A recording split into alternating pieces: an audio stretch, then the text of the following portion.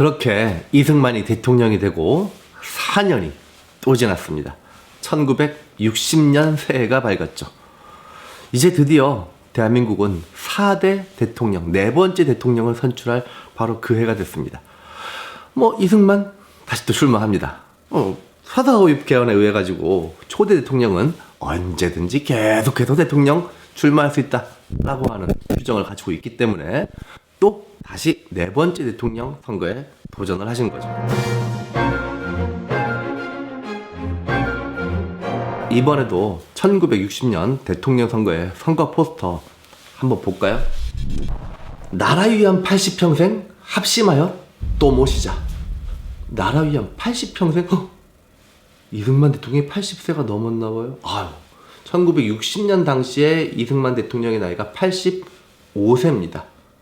야, 85세가 됐는데도 아직도 피 끓는 구국의 열정으로 나라를 이끌어야겠다는 열정으로 또 대통령에 출마하신 거죠. 아무나 할 수 없는 엄청난 열정이라고 할 수 있겠습니다.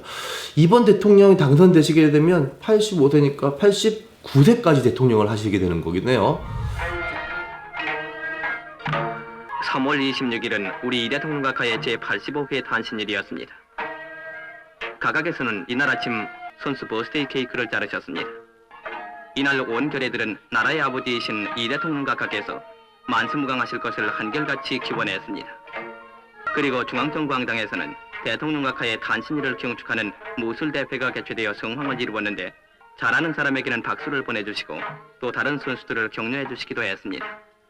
또한 이날 서울 장충단 공원에서는 이 대통령 각하의 탄신을 축하하는 대연주회가 서울교향악단과 KBS 교향악단의 합동연주로 우리 애국가의 작곡자이며 한국이 낳은 세계적인 음악가 안익태 씨의 지휘로 베풀어졌습니다. 결의의 영도자의 탄신을 경축하면서 영광의 이 나라를 노래한 애국가의 선율은 황홀한 여운을 남기면서 봄하늘에 울려 부어졌습니다. 이번에는 속지 말고 바로 뽑자 부통령. 저번에 속았죠. 1956년 대통령 선거 때는 우리가 속아가지고 민주당의 장면 후보를 뽑았어요. 하지만 이번 60년 대통령 선거에는 속지 말고 리기붕 후보를 반드시 부통령으로 뽑아야겠어요. 진짜 꼭 뽑아야 돼요. 이유가 뭔지 알아요?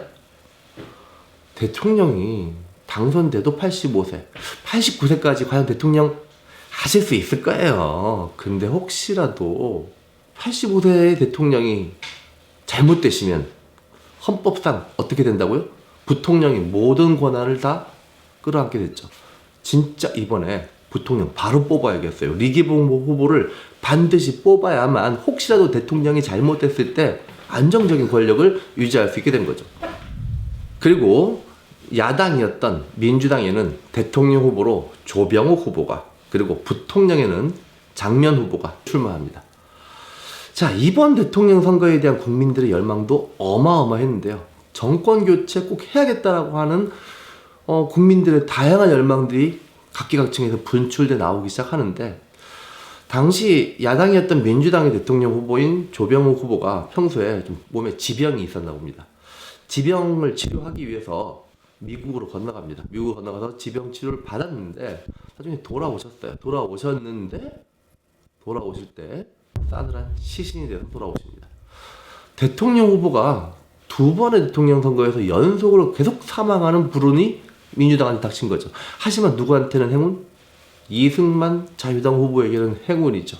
또 1960년 대통령 선거에서도 이건 선거를 해보나 마나 자유당의 이승만 후보가 거의 대통령이 될 것 같아요. 이제 문제는 부통령이죠.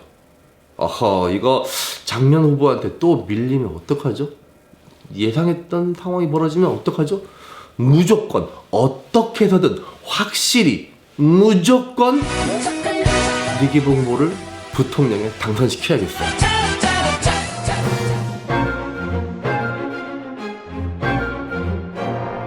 부통령 리기붕 후보를 당선시키기 위해서 우리 이런 거 준비했습니다.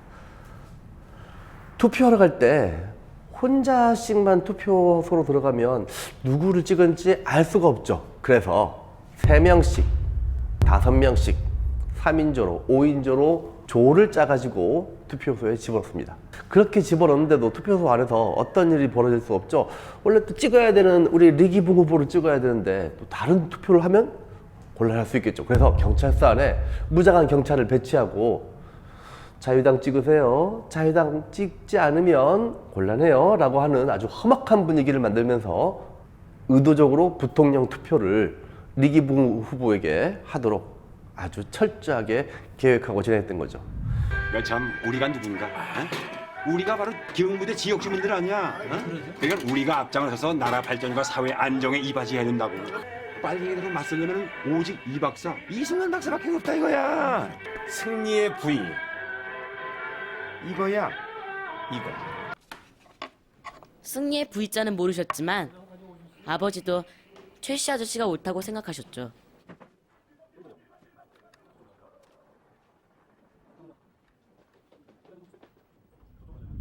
근데 뭐 이렇게 투표장에서의 부정행위를 저지르는 거 사실 이거 껌이에요. 이것도 그리고 중요하지도 않아요. 그래도 뭐 한 사람 한두 표 정도 더 만들어서 뭐 할 거야. 사람이 좀 통 크게 가야죠.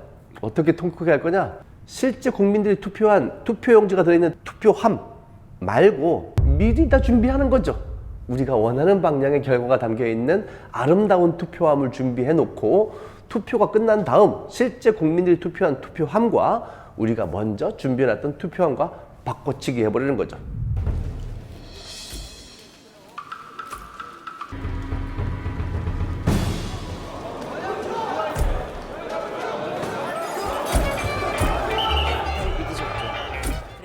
바꿔치기 한 투표함을 개표소에 가가지고 개표했더니 계속 리기붕만 엄청 나오는 거죠.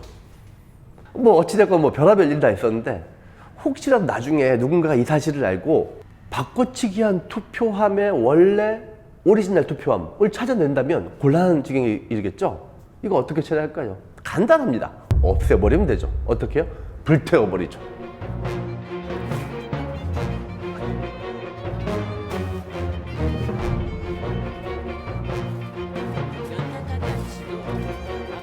이런 최악의 부정선거를 국민들은 그냥 지켜만 보지는 않았습니다. 일단 대통령 선거가 있었던 3월 15일 그 이전부터 문제는 이미 불거져 나오고 있었는데요. 2월 28일 대구에서 민주당의 선거 유세가 있었는데요. 이날이 일요일이었습니다. 근데 이 일요일날 하는 선거 유세를 들으려고 수많은 고등학생들이 유세장으로 간다는 소문을 듣고 당시 당국이 그리고 경찰이 학생들을 강제로 일요일날 등교를 시켜버린 겁니다. 헐, 일요일날인데 또 공부하라고? 물론 공부시킬 목적이 아니죠. 유세장 가지 못할 목적으로 학교에 강제로 등교를 시키니까 이것에 대해서 고등학생들이 강력히 반발하면서 거리 시위를 벌이기 시작합니다. 이것이 2월 28일 날 대구에서 진행되었던 고등학생들의 의거였죠. 한편 3월 15일 선거 당일에 전국적으로 부정선거에 대한 강력한 불만들이 터져나오기 시작하는데 그 중에서도 불만이 가장 거세게 표출됐던 곳은 바로 경상남도 마산 지역이었습니다. 바로 그 마산 지역에서 선거 당일날부터 마산고등학교 학생들을 필두로 하여 수많은 학생과 시민들이 길거리로 쏟아져 나와서 부정선거 규탄 시위를 본격적으로 벌이는데요. 경찰과 시민들이 충돌하는 과정에서 경찰의 발포가 이루어졌고 여러 명이 죽고 다치는 사태가 벌어집니다. 그렇다고 시위가 중단된 것은 아니었습니다. 3월 하순, 4월 초순으로 끊임없이 부정선거 규탄 시위가 이어지고 있던 중 초반에 경찰 발포에 의해서 행방불명이 된 어디인지 알 수가 없는 사람들이 몇 있었습니다.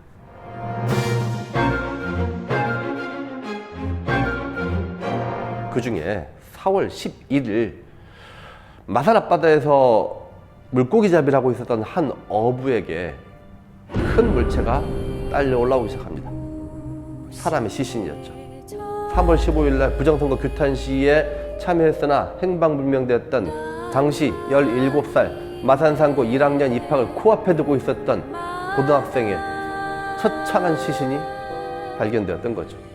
눈에는 미제 체류탄이 박힌 상태에서 시신이 발견되었고 이것이 국민들한테 알려졌을 때 엄청난 저항을 일으킬 수 있다고 판단한 경찰 간부가 마산 앞바다에 시신을 유기했던 거죠. 그것이 4월 11일 우연히 마산의 한 어부에 의해서 발견됨으로써 부정선거 규탄 시위는 다시 한번 본격적으로 확대되기 시작합니다. 그리고 4월 18일 고려대학교 학생들이 교내에서 수천 명의 집회를 갖고 시내로 쏟아져 나와 강력한 부정선거 규탄 시위를 전개했는데요. 이때 학교로 돌아가고 있었던 학생들을 정체불명의 남자들이 습격을 합니다. 수십 명이 다치는 아수라장이 벌어졌죠. 나중에 밝혀진 사실이었지만 유지광 등으로 대표되는 이승만 정부가 아주 적극적으로 활용했던 정치 깡패들이 이 고려대학교 학생들을 공격했던 것이죠. 이 사실이 서울 시내 수많은 중고등학교 그리고 대학교에 알려지면서 그 다음날 4월 19일이 되면 수만 명의 시민들이 서울 시내 한복판을 장악하고 부정선거 규탄 시위를 전개하게 됩니다. 이렇게 모여든 시위대들은 시간이 가면 갈수록 점점 숫자가 늘어나게 되는데요. 그러던 시위대가 드디어 마침내 당시 대통령 집무실이 있는 경무대 앞으로 몰려들기 시작합니다. 경무대 앞으로 끝없이 몰려드는 시민들의 행렬을 막기 위해 경찰은 바리케이트를 치고 그것만으로 막을 수가 없었던지 그곳 경무대에서 경찰의 발포가 있게 됩니다. 바로 그 현장에서만 4월 19일 당일날 경무대 앞에서만 무려 130여 명이 사망하는 끔찍한 일이 벌어지고 말았습니다. 정치적 부정을 저지른 권력이 자신의 정치적 부정을 감추기 위해 그것에 대한 시민들의 저항을 물리력으로 짓누르려고 했던 가장 대표적인 사례라고 할 수 있으며 이 사건을 계기로 해서 그 다음날 4월 20일, 4월 21일로 이어지는 4월의 하수는 그야말로 진홍빛 진달래가 전국에 걸쳐서 활짝 피어나가듯이 시민들의 민주주의를 향한 열망과 그 저항이 본격화되는 그러한 중요한 계기가 되기도 합니다. 그럼 당시에 대통령으로 당선된 이승만은 그리고 부통령으로 당선된 이기붕은 물러섰을까요? 오히려 전국에 걸쳐서 비상계엄령을 발표합니다. 비상계엄령이 내려지자 그 어마무시한 공포 분위기 속에서 시민과 학생들은 완전 쫄아가지고 더 이상 시위를 나오지도 않고 더 이상 부정선거 규탄을 하지도 않았을까요? 그렇지 않습니다. 그런 공포 분위기에도 불구하고 학생들과 시민들은 더더욱 강력한 부정선거 규탄 시위를 이어져 나가게 되는데 이승만이 카드를 하나 꺼냅니다. 자기가 자유당 총재직에서 물러나겠다. 그리고 당선된 이기붕 부통령 물러나게 하겠다. 라고 하는 정치적 카드를 꺼냈습니다. 하지만 국민들이 요구했던 것은 이승만 대통령 그 자신이 즉각 사퇴하는 것을 요구하는 것이었죠.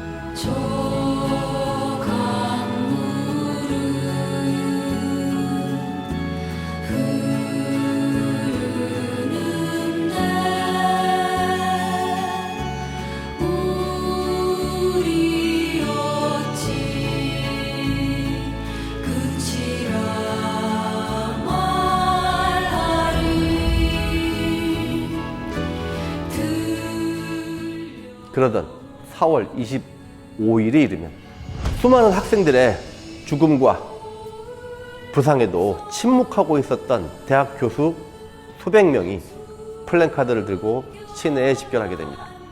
학생의 피해 보답하라 라고 하는 이 수백 명 대학 교수들의 시위에 이르자 이승만은 더 이상 버틸 힘을 잃었던 것 같습니다.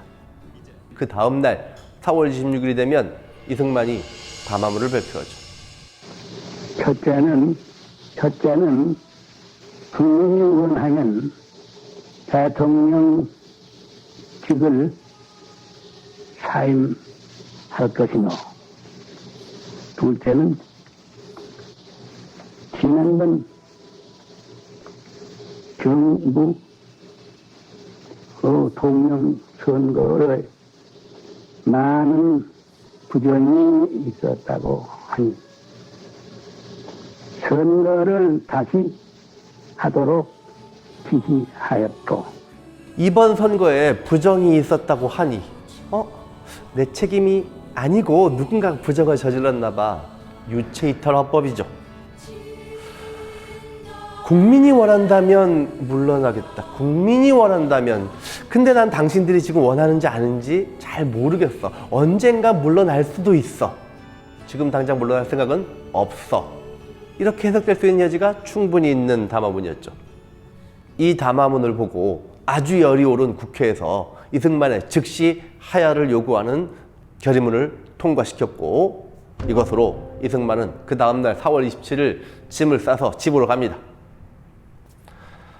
1948년 초대 대통령으로 시작하여서 1960년 4월 무려 12년간 4번째 4대 대통령의 당선까지 됐던 이승만이 그렇게 자신의 집으로 돌아가는 순간이었습니다. 자신의 사저인 이화장으로 돌아간 이승만은 곧 짐을 꾸려서 하와이로 떠나게 되는데요. 이승만이 떠나간 그의 자리에 많은 그의 흔적들이 남게 됩니다.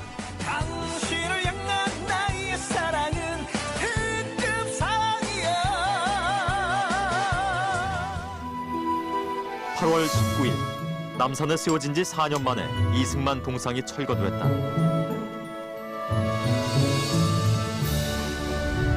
누구의 힘이었나요?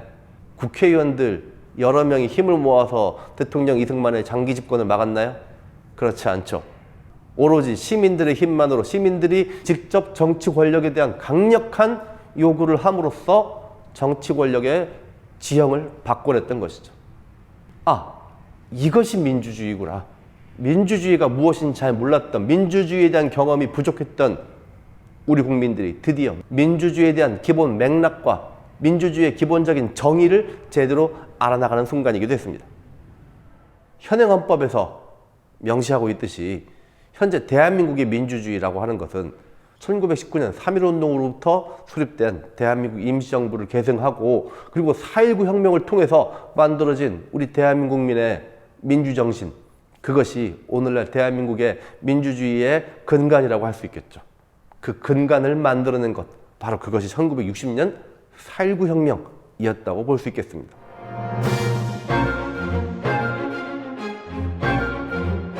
이제 우리 국민들은 단순히 이승만의 동상만을 철거하는 것이 아니고 민주주의를 새롭게 리빌드해야 되는 그런 상황에 놓여 있게 되는 거죠. 그래서 이승만 정부의 공백을 당시 외무부 장관이었던 허정을 수반으로 하는 허정과도정부가 수립됩니다. 허정과도정부에서는 그간 우리 정부가 대통령 중심제로 너무 권력이 행정부와 대통령에게 집중되어 있다고 판단하고 이것을 분산시키기 위해 내각 책임제를 중심으로 한 개헌에 나서게 됩니다. 그리고 국회를 참의원과 민의원의 양원제로 구성하게 돼 있죠. 이 새로운 헌법에 의거하여 국회 내에서 대통령을 선출합니다. 그게 윤보선 대통령이 되죠. 자, 국회에 선출한 윤보선 대통령이 총리를 지명을 하죠. 국무총리를, 장면을 국무총리로 지명을 하게 됩니다. 자, 이제 윤보선 대통령과 장면 총리를 수반으로 하는 새로운 정부가 구성이 되는데요. 이때 윤보선 대통령은 대외적인 우리나라의 상징과도 같은 얼굴 역할을 하게 되고요. 실질적인 정부의 운영은 장면 국무총리를 중심으로 하여 운영되었기 때문에 이것을 우리는 장면 내각이라고 부릅니다. 그래서 지금까지 이승만 정부, 이승만 대통령을 중심으로 했던 이승만 정부와는 달리 장면 총리를 수반으로 하는 새로운 내각 책임제의 정부가 들어섰기 때문에 지금까지 정부와 구분하여 제2공화국이라고 부르게 된 거죠. 국민들의 4.19 혁명에 힘입어 드디어 탄생한 장면 내각은 어떠한 역사적 임무를 수행해야 될까요? 그것은 민주주의를 철저하게 짓밟았던 자유당 정부에 부역했던 자들, 그리고 1960년 3.15 부정선거에 관련됐던 자들을 철저하게 엄벌하는 것으로부터 장면 내각이 본격적인 정부 업무를 개시해야 되는 것이었겠죠. 그래서 국회에서는 3.15 부정선거에 주요 책임자들을 엄벌할 수 있는 입법이 이루어졌고 이에 따라서 조사와 재판 과정이 본격적으로 진행되는데요. 아쉽게도 이 부정선거 책임자에 대한 제대로 된 엄벌은 이루어지지 못합니다. 장면 내각의 한계가 어쩌면 딱 거기까지였는지도 모르겠습니다. 한편 장면 내각은 1950년대 후반, 즉 이승만 정부 후반기에 미국이 한국에 대한 경제 원조 방식을 무상 원조에서 유상 차관 제공 방식으로 바뀜으로 인해서 심각한 경제 혼란을 맞이한 바 있습니다. 오로지 무상 원조에만 의존할 뿐 스스로 경제적인 자립을 추구할 수 있는 어떠한 경제 정책도 만들어내지 못했던 이승만 정부에 의해서 극심한 인플레이션과 극심한 경제적인 침체 상황에 놓여 있었던 한국 경제를 바로 세울 필요가 있었던 것이었죠. 그래서 장면 내각은 경제개발 5개년 계획을 수립하고 본격적인 한국 경제를 활성화시키기 위한 준비 작업들을 본격적으로 해나갑니다. 물론 이것은 제대로 실행에 옮기지 못합니다. 그것은 장면 내각의 책임이라기보단 그 다음에 1961년에 발생했던 5.16 군사정변에 의해서 제대로 된 경제개발 5개년 계획이 시작되지 못했기 때문이었죠. 한편 4.19 혁명을 통해서 무르익은 우리 국민들의 다양한 민주주의적 요구들은 엄청나게 분출되어 나오기 시작하는데요. 대학가에서는 학생들의 학원 자율화에 대한 강력한 요구들이 쏟아져 나왔으며 학교의 교사들은 교원노조 결성에 대한 요구들을 이끌어 나갔고요. 또한 6.25 전쟁을 전후로 해서 이루어졌던 끔찍했던 양민학살을 제대로 진상규명하고 그 책임자를 처벌하라고 하는 양민학살의 희생자 유족들의 강력한 요구도 잇따라 터져 나오기도 합니다. 그리고 무엇보다 평화통일에 근거한 민간 차원의 통일운동이 본격화되는 출발점이기도 했죠. 과거 평화통일을 얘기했다가 어떻게 된 경우가 있었죠? 이승만 정부의 북진통일과 맞지 않는다는 이유로, 그리고 북한에서 주장하는 평화통일과 똑같은 단어 평화통일을 사용한다는 이유로 북한의 간첩이라고 몰아붙여서 사형시켜버렸던 조봉암의 진보당 사건이 떠오르네요. 하지만 이제 세상이 바뀌었죠. 더 이상 무력으로 북진통일을 한다는 것이 평화적이지도 않을 뿐더러 현실적으로 가능하지도 않은 통일 방법이기에 제대로 된 진정한 평화통일의 방법이 무엇인지를 처음으로 고민하기 시작합니다. 이때 학생들은 가자 북으로, 오라 남으로 라고 하는 구호를 외치면서 학생들 스스로가 남북의 민간적 교류에 물꼬를 틀겠다며 본격적인 통일운동에 나서기도 했는데요. 이런 다양한 사회적인 요구의 분출을 장면 내각은 수용할 의지가 없었던 건지 능력이 없었던 건지 제대로 민주주의적 요구들을 끌어안지 못합니다.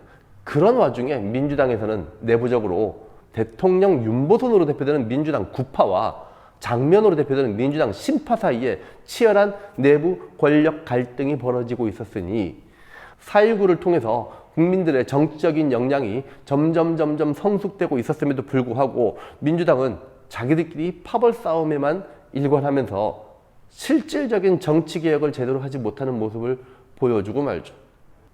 그것이 딱 장면 내각의 한계였다고 보시면 될 겁니다.